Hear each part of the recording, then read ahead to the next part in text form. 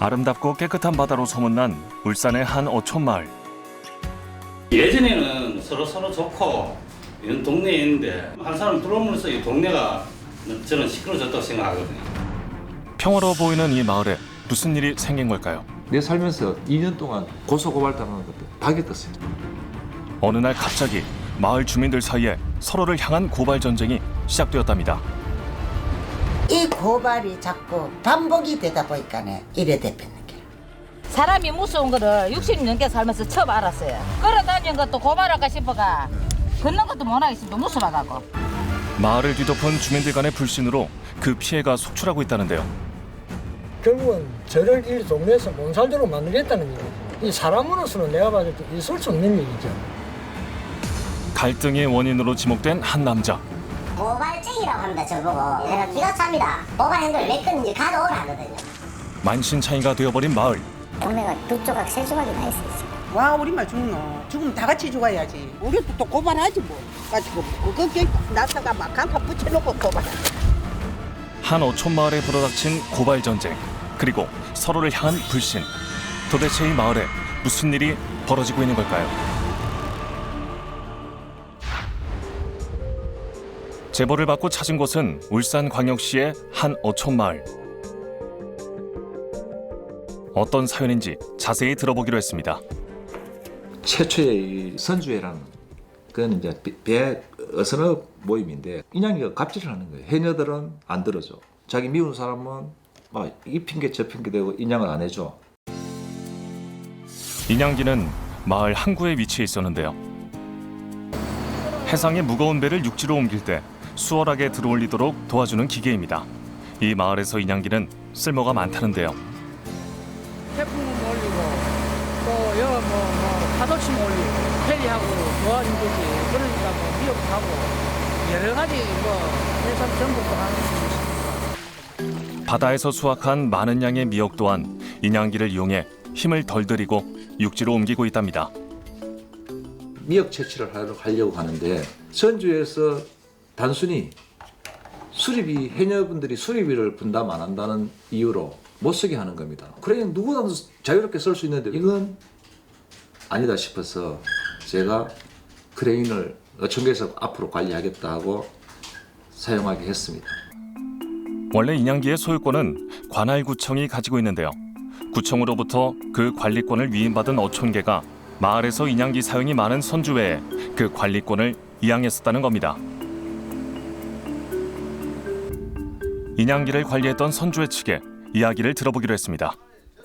사용 회사는 원래 다 물주게 되어 있습니다. 근데 그 올리다가 그 와이가 꼬임으로 인해서 교환을 하려니까 60몇만 원이 더 있습니다. 그래서 선주에서 반대고 이제 해녀에서 반대자 결정이 나가 그게 2016년 누가 결정한 거예요? 그렇게? 선주회에서 회원들. 근데 선주회랑 해녀회가 같이 얘기를 해서 결정. 이제 선주회에서 결정해서 해녀한테 내라 그럼 그것도 이상한 거 아니에요?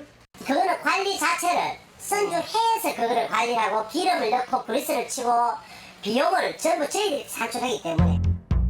인양기는 선주회에서 관리하기 때문에 선주회의 수리비 청구는 정당하다는 주장. 수소문 끝에 당시 해녀 회장을 만나 이야기를 들어보기로 했습니다. 크레인은 저게 작동을 못하도록 열쇠로 장갑부 미역을 못 내다가 해녀는 물에 7비 미역을 하다가 배가 하나가 두른박 타고 이씨 수바가 덜덜덜덜 물에서 떨고요. 그날 우리 가간치도 안 했습니다. 평소처럼 바다에서 수확한 미역을 인양기로 올리려고 했지만 인양기 사용을 못하게 되면서 고령의 해녀들이 곤혹을 치렀다는데요. 우리가 사용비는 주고 그 고장 났는 거로 고쳤다고 그 돈을 내라 해가지고 40만 원 가지고 갖다 주니까 적다고 60만 원 내래. 어촌계에서 계장이 고장은 나면 수협에서 돈이 나와가 건쳤는데 왜 줄라 크노 안 줘도 됩니다 이라더라고. 인양기 수리비 지불을 두고 양측에 엇갈리는 입장. 그런데 어촌계장이 수리비를 주지 말라고 한 것은 사실일까요? 그런 수리비는 자체 사용료 그 정립해놓은 걸로 해야 되고 그래도 모자라면 수협이나 구청에서 지원도 하고 수협으로부터 80만 원을 받았어. 그 선주에 제공한 적도 있습니다. 당시 인양기 수리비 출납 기록이 남아있다는 어촌계의 장부. 80만 원의 수리비를 지급한 것으로 보였습니다. 이에 대한 선주회의 입장은 어떨까요? 어촌계 쪽에서는 보니까 그때 수협에서인가 어디선가 그 80만 원이 수리비로 나왔더라고요. 그거는 이 수리비고 이 크레인하고 이 크레인하고 다릅니다. 이 크레인은 큰 크레인이고 그거는 작은. 그럼 그때 고장났던 거에 대한 수리비는 저 크레인이었던 거예요? 네, 이 크레인이고. 마을의 다른 인양기 수리비인데 당시 문제가 됐던 인양기의 수리비로 어촌계가 오해한 것이랍니다. 구청장이 나와가지고 그러면 자 화해하고 해라. 이래가 이 협약을 맺은 거예요. 그럼 좋다. 만약에 이 규정대로 민원 생기면 구청에서 책임져다오. 또 싸우기 싫다. 그래서 이거는 이제 원만하게 해결이 된 거예요. 구청 중재하에 어촌계와 선주회가 인양기의 관리에 대한 협약을 맺고 다시 선주회가 그 관리를 맡는 것으로 일단락됐답니다. 이 문제는 해결이 끝났어요. 끝났는데 이 동네 사람들 건축법위반 조금 하는 걸 트집 잡아가지고 고발을 하기 시작합니다. 행정 쪽에. 그 사람 고발이 아니라 그랬다.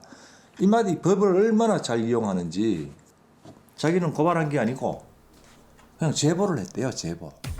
인양기 문제는 시작에 불과했다고 합니다.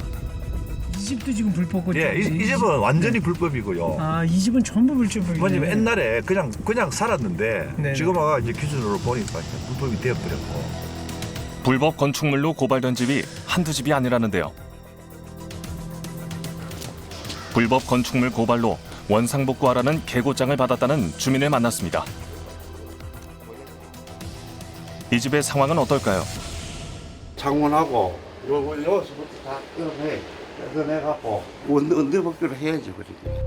지어진 집의 중축한 베란다가 문제였다는데요. 비가 빼기면 이중 사중 막물 닫아도 비가 넘어온다니까 물이 어디 나가지를 못하니까 비가 고인다 인겨. 저 밖에서 저거 없을 때는 빼게 두르니까 그래 이 백지도 이래가지고 한번 발랐는데도 이래 다 들고 일라해요. 비가 빼기니까 이쪽으로도 이래 엉망이 됐어 이렇게.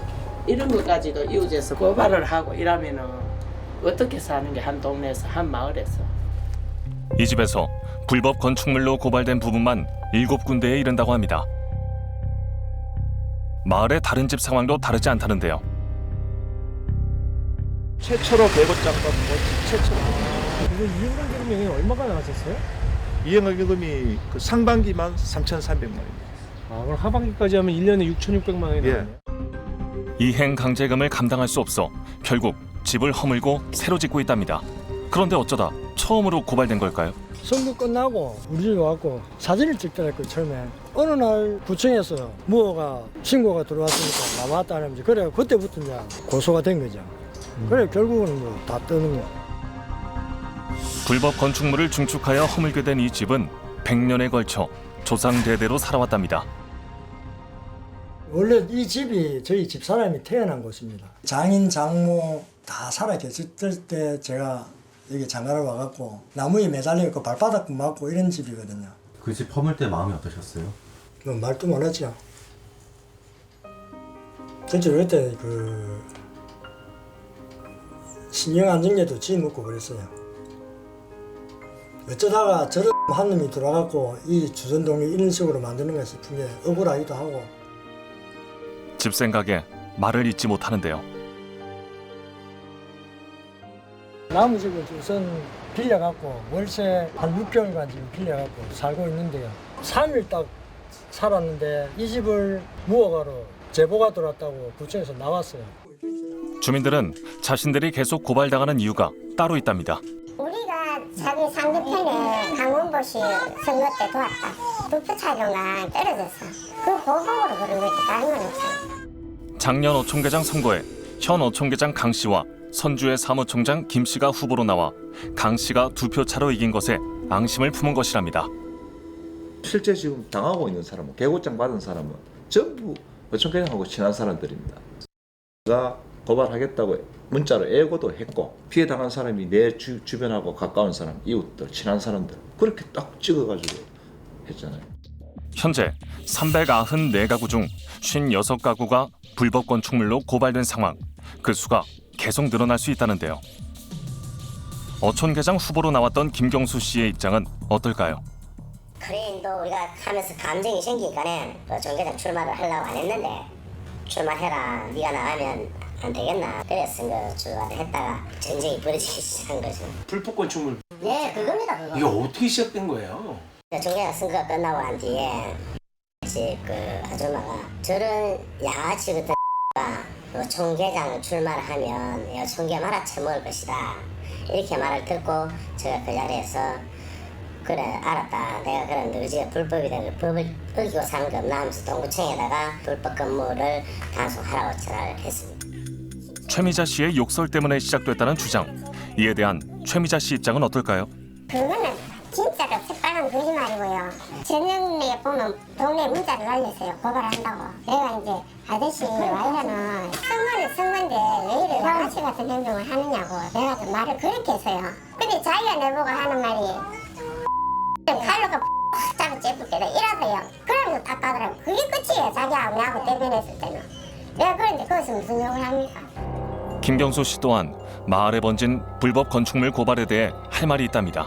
내가 이 사람을 고발했으면 쥐가 내를 고발해야지 왜 내 주위에 그 쥐게 있는 사람을 고발합니까? 몇 명을 고발했어요? 그거? 13명이라고 저는 듣고 있습니다. 네. 그래가지고 이제 이걸 서류를 만들어갖고 선주 회장하고 회의 한 열 몇 명 하고 회의를 해서 결과 우리 13사람이 같이 한 거죠. 이거를. 그러면 총 그럼 몇 명을 고발하고요? 34명인가 지금 저희들 쪽에서는 제가 알고 있습니다. 하는 사람인데 내가 아직까지 원망을 가지고 있으면 저 사람은 횟집을 지어도 저 가만 안 있습니다. 계속되는 보복성 민원에 갈등의 골이 깊어질 대로 깊어져 보였습니다. 주민들도 심란한 마음을 털어놓는데요. 옛날에는 우리 우리가 우리 할배다 있고 다 우리 할배도 앉아 살았고 벌어 90살 다 돼가지고 억수로 좋고 이런데 막 이제는 막 입도 뻥끗 못하고. 아니가 이 동네가 이렇게 개차반들을 건 없었거든. 선후배도 없고 친구도 없고 사람 살 동네 아닌데 사람이 어디서 사나. 떠나야지 집 팔고.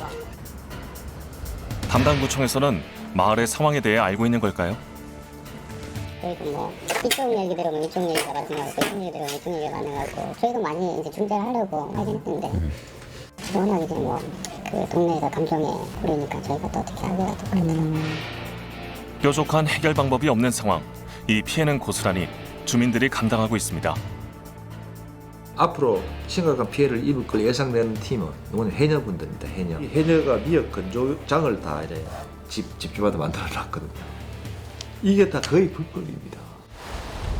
동이 튼 바다에서 해녀들이 물질을 시작합니다. 미역은 매일 새벽에 말르기 때문에 새벽에 해야 된다. 자연산 돌미역을 채취하는 해녀의 손길이 바쁘기만 합니다. 이것도 다 때가 있기 때문인데요. 지금처럼 올 중순까지 바다 날씨만 좋으면 맨날 하는 쪽이에요. 이 마을의 1년 농사라는 미역. 작업하는 약 석 달 동안 가구당 3천만 원에서 4천만 원가량의 소득을 올린답니다. 미역 그거 창고 뜯어보면 어디 갖다 놓노? 어디 놓을 데도 없다. 그 자꾸 이거 해 빨리빨리 해야 되는데 이런 게 자꾸 생기가네. 건조를 시켜가지고 건조를 창고에 시켜가지고 갖다 열고 하는 건데 이래가지고 뛰더라고 난리가 나고 내대로 고발 들어오고 이래서 먼저 실어봐 죽었다. 불법 건축물로 고발된 곳 대부분은 미역 건조장. 대부분 창고 형태의 간이 건물로 지어놓았다고 합니다. 미역 건조장은 어떤 모습일까요? 요 판넬로.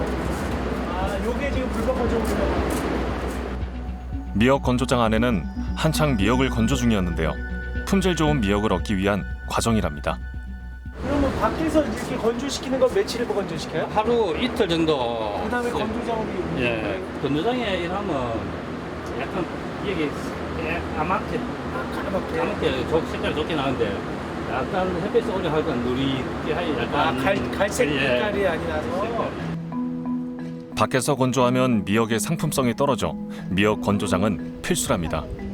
지금 저기 불법 그 건축물 부분에 대해서는 지금 뭐 그 어떤 처분이 나와 있어요? 3차 기호까지 나왔고 이제 우리가 지금 한참 이 미역 이거 처리니까 네네. 그래갖고 6월 4일까지 뜯겠다 하고. 네. 아 그때까지 저 건조장을 써야 되니까. 예. 그런데 이 집에는 고발당한 것이 미역 건조장 말고도 또 있다는데요. 대작업할 때 이제 불법 뭐 어구 싣고 다닌다고 신고 돌아가고. 그리고 나서 또 어떤 일이 있었어요? 면세유 쓴다고. 면세유? 예. 마을에 고발이 난무하면서 일거수일투족 모두 감시의 대상이 되어버렸답니다. 3가지의 고발 중 불법 건축물을 제외한 나머지는 무혐의 처분을 받았답니다. 또 다른 주민을 만났습니다. 내가 가지고 있는 허가가 없는데 그 의무를 가지고 있으면 고발당해요. 배 위에 실험만 놨는데도 그 단속이 돼가지고 70만 원 벌금한 사람이 있어요. 허가 사항에 따라 어획에 사용하는 어구와 포획 방법이 다른데 자신의 허가 사항 외의 어획은 모두 불법입니다. 지금은 진짜 힘듭니다. 왜냐하면 다 고령자잖아요. 배운 게 없잖아요. 그리고 어디가 일할 수도 없고 현재까지 영유오던 가지고 먹고 살아야 되는데 이걸 가지고 자꾸 불법이니 당신들 나쁜 거 뭐 대책이 없지 않습니까? 먹고 살 대책이. 소형어선이 35척이 있는데 약 10척만 하고 25척이 놀았어요. 이렇게 민원에 시달리다 보니 결국 생계까지 위협을 받고 있다는데요. 배를 나가려는데 해경청에서 와가지고 민원이 들어왔으니까 배 나가면 안 됩니다.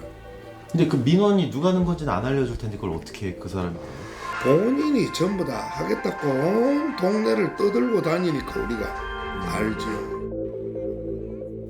불법 어업을 고발했다고 지목된 김경수 씨의 입장은 어떨까요? 해양 환경이라든지 작은 물고기 안 잡게 하기 위해서 그 불법업을 하지 말라는 공문을 계속 내려주면서 그거를 잘하게 되면 연마다 1억씩 지원을 해주니까 우리 단체에서 가능하면은 불법업을 하지 말자라고 해요. 그러면 우리 어민들은 따로 와주면 되는데 법대라 난 원한다. 고발을 하신 적은 없으세요? 전혀 없습니다. 자기 본 앞에서 동서에 전화하는데요. 종소에 짜놓고 고발하는 거야. 이 사람 가수해라 해놓고는 그래놓고는 그러니까 죄송합니다 이렇게 하지 마십시오. 우리가 급 준다고 했으니까 그럼 그 사람 뭐라 신고했다 5천지 소문을 다 내고 다니는. 불신만 더 쌓여가는 상황. 그런데 어촌계장은 김경수 씨의 속내는 따로 있을 거라 주장합니다. 어촌계장이 되고자 하는 이유가 우리 어촌계가 지금 2013년도부터 어촌 체험마을 운영하고 있는데 그 프로그램 중에 하나가 스킨스쿠버 체험입니다. 자기가 그동안 운영하던 불법 다이빙 샵은 불을 보듯 뻔하잖아요. 이용객이 합법적인데 오겠습니까? 불법적인데 가겠습니까? 그래서 자기가 어촌계장이 되어서 그 사업을 자기가 어떻게 해보려고 하는 게 아닌가 하는 추측일 뿐입니다. 저쪽에서 했어요. 저기서 컨테이너 2동 갖다 놓고 이제 저기서 다이빙 샵을 하다가 이 땅 주인이 이제 이 땅을 팔고 나가니까 이쪽으로 옮긴 거예요. 어촌계장의 말처럼 자신이 하던 사업을 위해 어촌계장이 되려고 했던 것이 사실일까요? 김경수 씨의 입장을 들어봐야겠습니다. 20년 전에 그 정도가 상가와 상관이 없는 바다 여기에서 다이빙을 거쳐가 레크레이션 쪽이니까 그거는 와서 즐기고 하는 건 누구나 할 수 있는 겁니다. 그거에서 여기하고 주전도 어촌계하고는 전혀 상관이 없는데 이거 잊을 수가 없는데 뭐 돈을 버는 게 있나? 아무것도 없는데 명예나 욕심을 찾아냈습니다. 정신적으로 글로 갔죠. 서로의 잘잘못을 따지는 사이 마을은 만신창이가 되었습니다.